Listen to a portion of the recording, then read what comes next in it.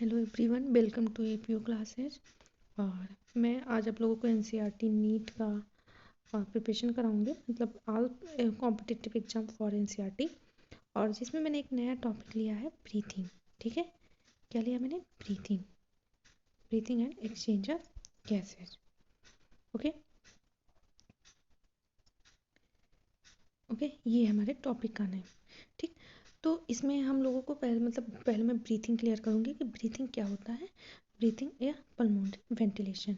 Okay, देखिए इसमें हम आप लोगों को बताएंगे क्या होता है ब्रीथिंग। देखिए इसमें क्या होता है, सबसे पहले हम लोग क्या करते हैं, ब्रीथिंग एक ऐसा प्रोसेस जिसमें हम लोग intake of oxygen from atmosphere, release of from CO2 from lung. Okay, देखिए ये एक ऐसा प्रोसेस है जिसमें हम केवल ऑक्सीजन लेते हैं, कहाँ से? एटमॉस्फेयर से, और CO2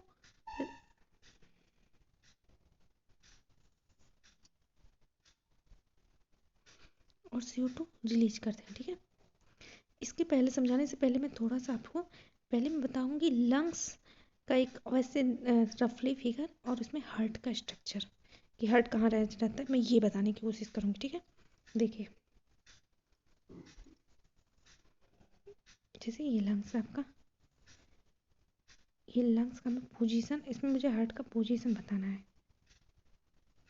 सपोज दैट ये है। ठीक, इसमें देखिए यहाँ पे एक कार्डिक नॉच होता है, ऐसा स्ट्रक्चर होता है जिसमें आपका हार्ट अरेंज रहता है। ठीक, जैसे ये मान लिया हार्ट इसमें है। ठीक, ये हार्ट हुआ।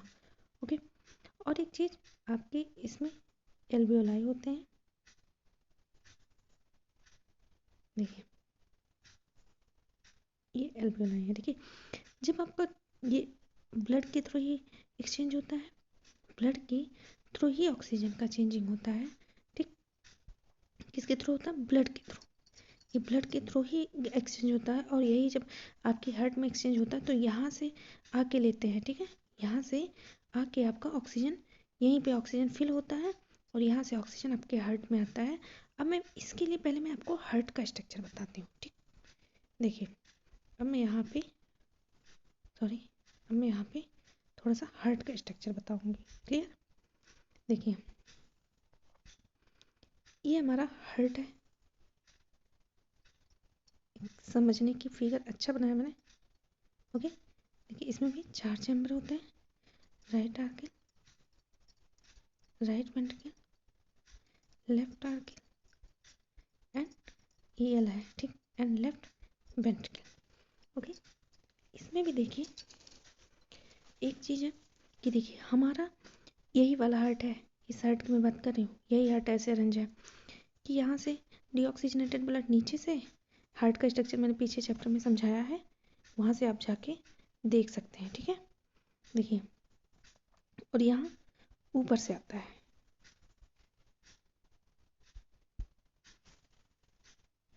यहाँ पे हैंग कर जाता है। देखिए यहाँ से नीचे से और यहाँ से ऊपर से आ रहा है। 2 सेकेंड, चलिए यहाँ से ऊपर से और नीचे से, 2 जगह से ब्लड आता है। फिर वो ब्लड आपके यहाँ से होते हुए कहाँ से? राइट आर्कल से। कौन सा ब्लड? डीऑक्सीजनेटेड ब्लड आपके राइट आर्कल से राइट वेंट्रिकल में गया, राइट वेंट्रिकल से आपके आपके लंग्स में गया एक्सचेंज करने के लिए। कहाँ गया? लंग्स में गया एक्सचेंज करने के लिए। ठीक है, लंग्स में जाता है एक्सचेंज करने के लिए। देखिए ये लंग्स में गया, और ये देखिए यहाँ पे गया। अब यहाँ पे ऑक्सीजन फिल होता है, वही ऑक्सीजन इसमें आ जाता है। ठीक है, और वहाँ से फिर ये ब्लड, फिर ये इसके थ्रू ये आता है आपके राइट आर्कल में, राइट आर्कल से लेफ्ट आर्कल में, लेफ्ट आर्कल से लेफ्ट वेंट्रिकल में, और यहाँ पे सिस्टमेटिक अरोटा होता है, इससे पूरी बॉडी में ये ब्लड जाता है। कहाँ जाता है? पूरी बॉडी में, पूरी बॉडी में ऐसे से फ्लो करता है। क्लियर? ये मैं समझाना चाह रही थी, क्योंकि अभी हम जब पढ़ाएंगे तो उसमें उसकी ज़रूरत है। ओके, तो अब हम आते हैं अपने टॉपिक पे। देखिए ये हम लोग चल रहे थे। ओके, हम लोग यहीं थे, अब शायद आपको अच्छे से समझ में आएगा। ओके, देखिए तो इसमें क्या हुआ? Intake of oxygen from where? Intake of oxygen from where? Lungs. देखिए ये आपके लंग्स है, यू कैन सी, ये लंग्स, ये लंग्स, ये लंग्स, लंग्स है। अब देखिए लंग्स में एल्वियोलाई, ये एल्वियोलाई टूटा है, ये देखिए एल्वियोलाई है, और यहाँ से आपका जो ये हार्ट है, हार्ट का देखिए कैसे चेंज हो रहा है। हार्ट का जो ये पल्मोनरी जो ये गया है, ये जो हार्ट का ये पोर्शन गया है, ये वाला, ये जो हार्ट का गया है ये राइट वेंट्रिकल से ये पल्मोनरी अयोटा, यही कर रहा है एक्सचेंज ऑफ गैसेज। ओके, तो आप देख रहे हैं यहाँ क्या कर रहा है, देखिए यहाँ से यहाँ से यहाँ से और यहाँ से CO2 आपका एल्वियोलाई टूटा। एल्वियोलाई जो पल्मोनरी एल्वियोलाई आपके हार्ट में था, अरे भाई जो हार्ट में ये था, ये यहाँ से जो जाके चेंज कर रहा है, ये टूट गया कैपिलरी में। जब एक्सचेंज करना होता है तो किसमें लिख लीजिए, जब एक्सचेंज करना होता है तो कैपिलरी में टूटता है, कैपिलरी, ठीक है, कैपिलरी, कैपिलरी में टूटता है और ये कैपिलरी में टूट गया। अब देखिए मैंने क्या बताया कि देखिए मैं इसको रीच कर दी, मैं क्या बता रही थी, देखिए मैं यहाँ हार्ट का एक अच्छा सा क्लियर समझ स्ट्रक्चर बनाऊँ जिसे साथ में समझाती रहूँ। देखिए वही प्रोसेस इसमें चल रहा है। लंग से आपका ये एल्वियोलाई है, यहीं पे हार्ट है आपका, ये हार्ट है, हार्ट का मैं यहाँ पे बताती हूँ। अब ये क्या किया, यहाँ पे एक्सचेंज हो गए, ये एल्वियोलाई ऐसे टूट गया, एक्सचेंज हो गया। अब एल्वियोलाई से ऑक्सीजन इसमें आ गया, ऑक्सीजन आया और यही ऑक्सीजन आपके लेफ्ट वेंट्रिकल में गया। देखिए ये ऑक्सीजन आपके कहाँ जा रहा है, आपके जा रहा है किसमें, लेफ्ट वेंट्रिकल, लेफ्ट वेंट्रिकल से नीचे आ गया, लेफ्ट वेंट्रिकल से यहाँ आ गया, तो ये यहाँ को शो कर रहा है, ठीक है। देखिए यहाँ से ये यहाँ पे शो कर रहा है, ओके। अब यहाँ से देखिए ये ब्लड आया, ये क्या किया, एल्वियोलर और पल्मोनरी, इस जानते कैपिलरी को एल्वियोलर कैपिलरी, पल्मोनरी कैपिलरी कहते हैं। इसमें क्या ज़्यादा है, ऑक्सीजन चेंज होगा तो ऑक्सीजन ज़्यादा है, देखिए ऑक्सीजन ग्रेटर देन CO2। आप इसको बड़ा करके देख लीजिए,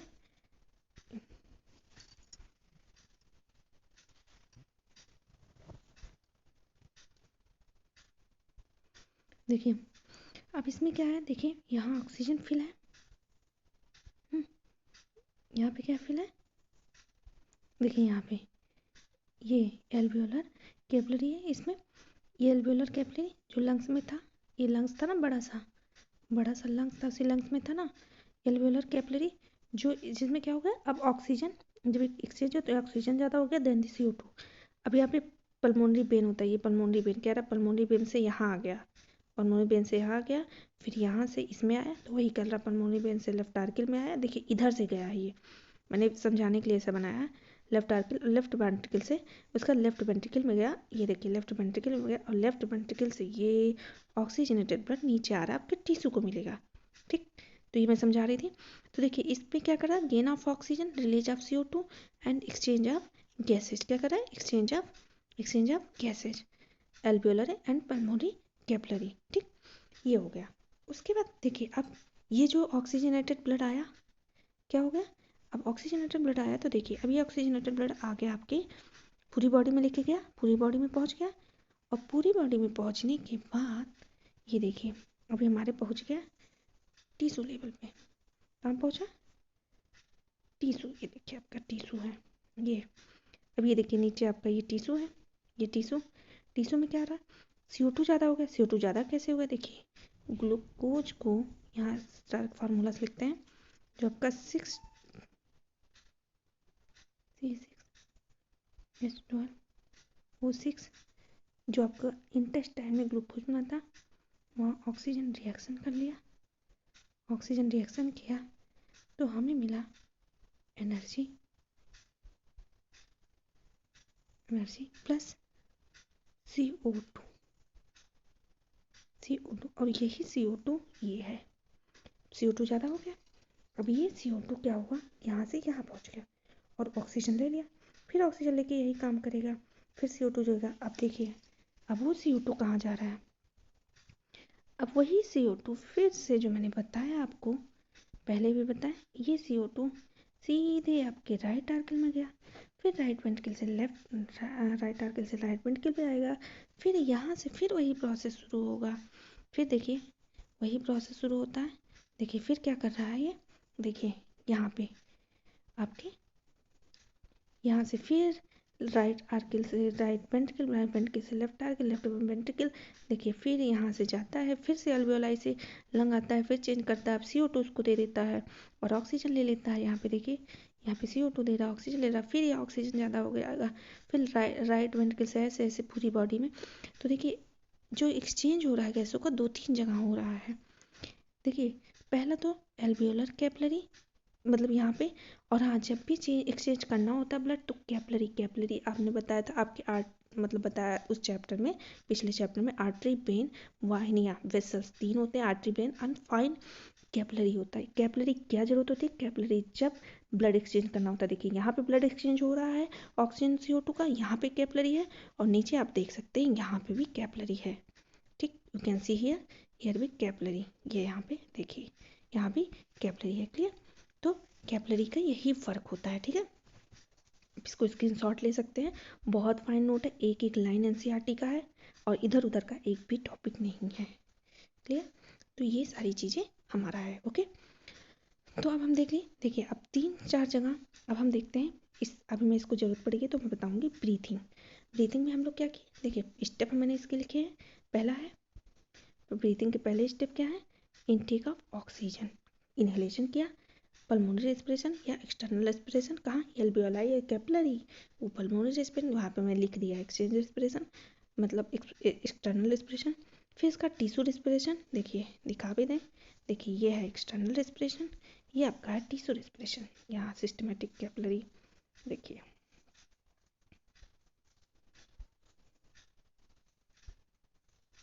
देखिए यहाँ पे ये systematic capillary, loose oxygen, internal tissue respiration. ठीक, वो मैं रिस्पिरेशन बता रही थी। उसके बाद सेलुलर आरबी आर एरोबिक रेस्पिरेशन, जिसमें आप क्या रुक जाइए इरेज करने सब, इसमें घोच पोछ हो गया है। ठीक, ओके, तो यहाँ देखिए, ओके, अब ये देखिए आपका पैरमो, ये आप तो समझ गए एक्सटर्नल रेस्पिरेशन किस कहते हैं, जब एल्वियोलाई और कैपिलरी के बीच में होता है। फिर टिश्यू, जब टिश्यू और सिस्टमेटिक कैपिलरी, जैसे ये देखिए नीचे दिया है ये। उसके बाद आपका सेलुलर, जानते हैं सेलुलर क्या हुआ? सेलुलर क्या हुआ?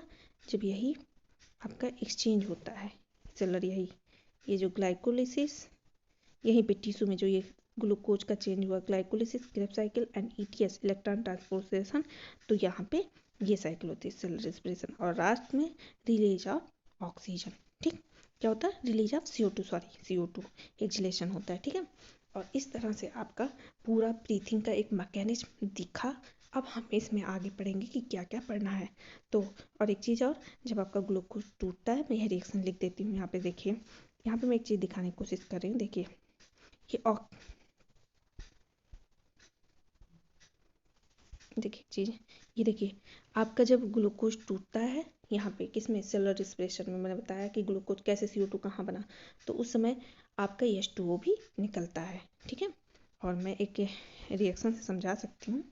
देखिए जैसे यही तो था, क्या हुआ था? ग्लूकोज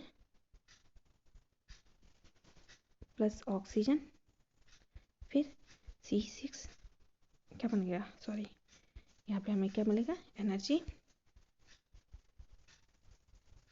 एनर्जी प्लस पे CO2 और H2। देखिए जब आप कभी बाहर हवा मारते हैं तो आपका फीगा मतलब आप हाथों पे ऐसे हवा करते हैं तो कभी नमी आती है। क्यों? क्योंकि कुछ वाटर भी पाए जाते हैं। ठीक है, तो आज का मतलब मैं एक छोटा सा क्लास अपलोड कर मतलब बना रही हूँ, और इसके आगे मैं कल कंटिन्यू करती हूँ। ठीक है, तो थैंक यू, और प्लीज़ आप इसको देखिएगा, बहुत ही आपके लिए बेनिफिशियल होगा। मैं बहुत कम, मतलब एक होता नहीं कि एकदम पूरा NCERT का लाइन लाइन तरीके से लिखी हूँ, और ये मेरा पढ़ाया हुआ बच्चे का खुद का पुराना नोट्स है। तो थैंक यू।